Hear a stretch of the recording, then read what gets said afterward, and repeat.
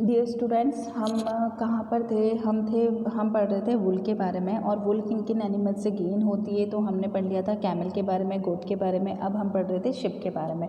और हमारा जो टॉपिक चल रहा था वो था ship rearing and breeding. Ship को किस तरीके से पाला जाता है, किस तरीके से उसकी केयर की जाती है, वो हम इस टॉपिक में पढ़ेंगे। So let's start. In India domestication मतलब होता है पालना। Domestication of cattle plays a very important role in life of farmer and affect the economy of country.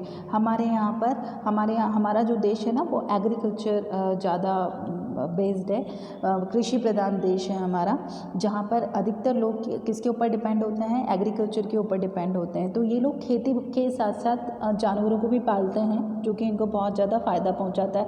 तो हमारा जो इकोनॉमी है वो इन एनिमल्स के ऊपर भी डिपेंड करती है। The important aspect of ship domestication, it's bringing up और रेजिंग। हम यहाँ पर अब हम ऊन चाहिए हमें, तो ऊन हमें एनिमल से मिलेगी, तो इनकी अपब्रिंगिंग मतलब होता है परवरिश। इनकी परवरिश भी बहुत अच्छे से होनी चाहिए। अगर इनको अच्छी क्वालिटी का खाना पीना मिलेगा, केयर मिलेगा, तभी तो ये हाई यील्ड फ्लिस प्रोड्यूस करेंगे। तो दिस इज़ कॉल्ड रियरिंग, मतलब अच्छे से इनको पालना, इनकी केयर करना, ये क्या कहलाता है? रियरिंग कहलाता है। Rearing of ship involves proper planning of for shelter. इनके लिए हमें प्रॉपर प्लानिंग करनी होती है। शेल्टर मतलब रहने की जगह क्या होगी, इनका केयर कैसे किया जाएगा। हाइजीन, बेसिक हाइजीन मतलब ये बीमार नहीं पड़ने चाहिए, इनको बेसिक हाइजीन देना है हमें। It also involve providing the ship with the proper nutrition. इनका खाना प्रॉपर तरीके से, इनका खाना हमें डिसाइड करना होता है कि इनके लिए जो बेनिफिशियल हो। प्रिवेंटिंग डिजीज़ मैनेजमेंट, उसके अलावा इनको बीमारियों से भी बचाना होता है।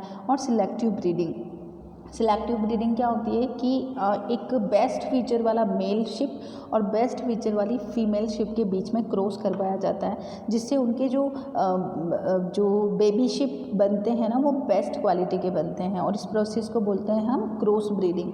क्या बोलते हैं इसको? क्रॉस ब्रीडिंग, जिसको कि हाइब्रिडाइजेशन भी बोलते हैं।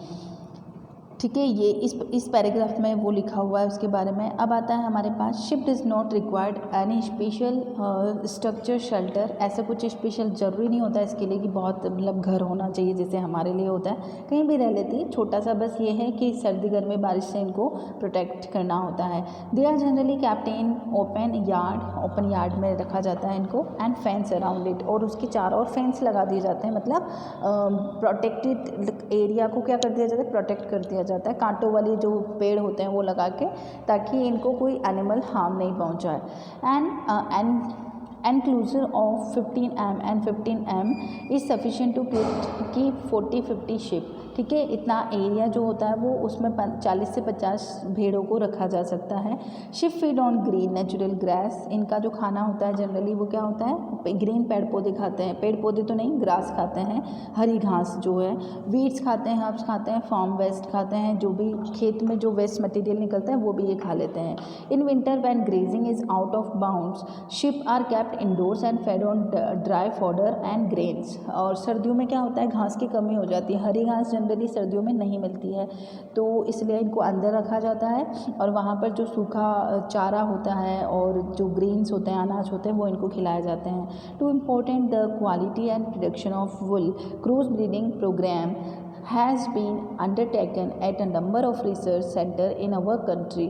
ठीक, अच्छा, जो भेड़ों के ऊपर रिसर्च भी बहुत ज़्यादा चलती है, तो इनका एक रिसर्च सेंटर भी होता है जहाँ पर इनको प्रॉपर केयर की जाती है और उनके बीच में क्रॉस ब्रीडिंग का टेस्ट करवाया जाता है। During such trials indigenous and exotic breeds of sheep are made to cross breeding. जब बेस्ट क्वालिटी की दो भेड़ों के बीच में क्रॉस करवाया जाता है, तो उनके जो बेबी शिप जो बनते हैं वो बेस्ट होते हैं, बहुत ही अच्छी क्वालिटी के होते हैं, जिनसे हमें सुपीरियर क्वालिटी की वुल मिलती है। ठीक है, और मटन मिलता है। शिप का जो मीट होता है वो मटन कहलाता है, तो वो भी हमें बेस्ट क्वालिटी का मिलता है। The different characteristics of the parent chosen of the breeding are wool type, flocking instinct, general appearance and resistance to the disease and tolerance of the climate condition.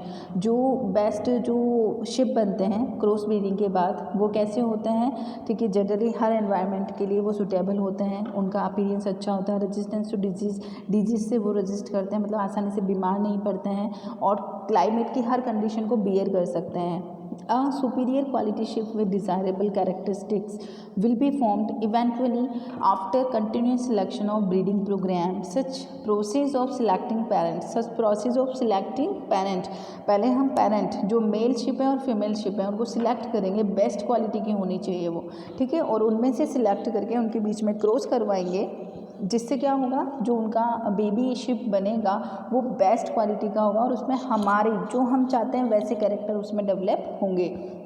इसको बोलते हैं सिलेक्टिवली ब्रीडिंग। अब आता है हमारे पास next is extraction of wool fleece. हमें ये तो पता लग गया कि जो शिप और गोट है और कैमल है उनके ऊपर फ्लिस होता है और उनसे क्या निकलती है, वुल निकलती है। तो अब हम उस फ्लिस से वुल को अलग कैसे करेंगे ये हम पढ़ने वाले हैं। तो extraction of wool, the wool is come across day to day life is the result of labour of a series of process. एक स्टेप बाय स्टेप हम क्या करेंगे, वुल को निकालने का एक प्रोसेस होता है जो कि स्टेप बाय स्टेप होता है, तो हम वन बाय वन उन स्टेप्स को फॉलो करेंगे। तो सबसे पहला जो स्टेप है वो है शेयरिंग। तो सबसे पहले हमें पता है कि वुल किससे मिलता है, हमें फ्लिस से मिलता है। तो उस फ्लिस को हम क्या करेंगे, रिमूव करेंगे। तो removal of fleece from the goat, sheep and camel, उस प्रोसेस को हम क्या बोलेंगे, शेयरिंग बोलेंगे।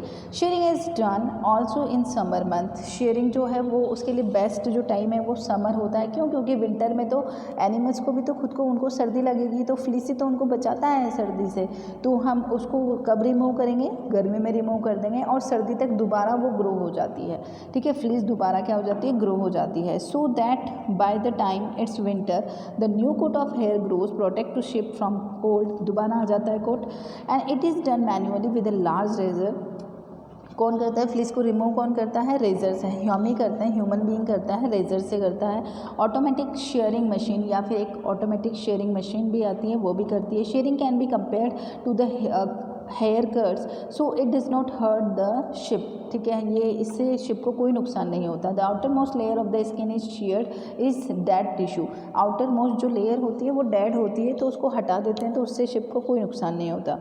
अब आता है हमारे पास स्कोरिंग। देखो ये दो जो ह्यूमन बीइंग है ये बड़े से कंटेनर में एक क्या कर रहे हैं, कुछ ना कुछ करते हुए दिखाई दे रहे हैं। तो इसके अंदर गर्म पानी है डिटर्जेंट वाला, ठीक है, तो सिंपली वुल को क्या कर दिया जाता है, उसमें डिप कर दिया जाता है, जिसके अंदर वार्म वाटर होता है, डिटर्जेंट होता है, ताकि इसकी डर्ट और गंदगी वगैरह जो भी होती है उन सबको ये क्या कर देते हैं, रिमूव कर देते हैं।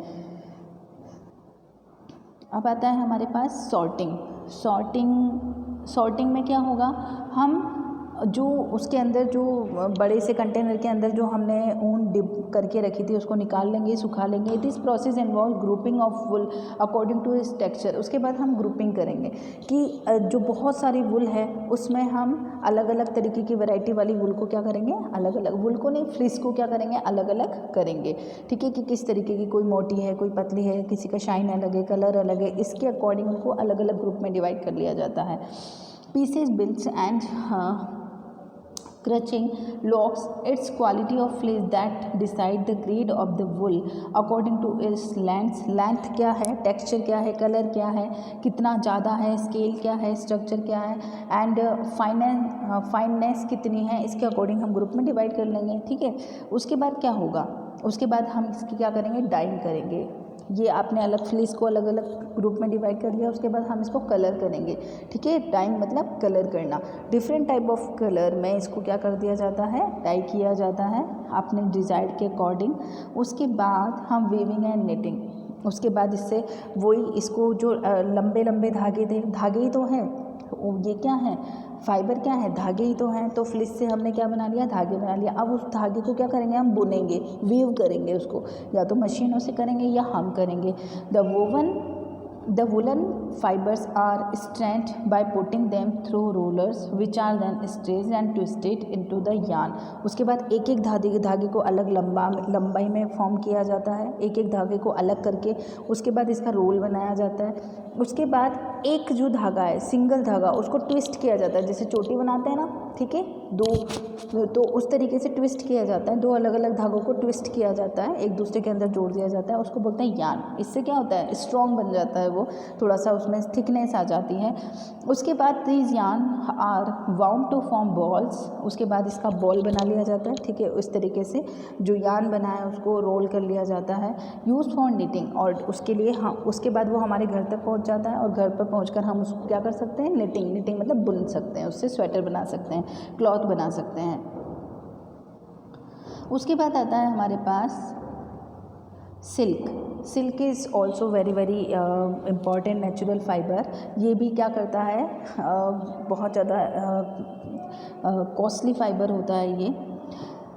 इसके बारे में हम पढ़ने वाले हैं आप। Silk called the queen of textile, queen सबसे ज़्यादा जो बेस्ट क्वालिटी का जो फाइबर है दैट इज़ सिल्क, और इसको क्वीन ऑफ टेक्सटाइल बोलते हैं। कपड़ा की जो इंडस्ट्री होती है उसको टेक्सटाइल बोलते हैं, कपड़े से रिलेटेड चीज़ें, तो क्वीन होती है ये टेक्सटाइल इंडस्ट्री की। नेचुरल प्रोटीन होता है जिसको कि फैब्रियन बोलते हैं। Produce from the cocoons of many commercial species of the silk worm. Silk किससे मिलता है हमें, एक कीड़ा होता है जिसको बोलते हैं सिल्क वर्म, और उसका नाम क्या है, बॉम्बेक्स मोराई। बॉम्बेक्स मोराई, ठीक है, से एक कोकून निकलता है और उससे हमें सिल्क का प्रोडक्शन मिलता है।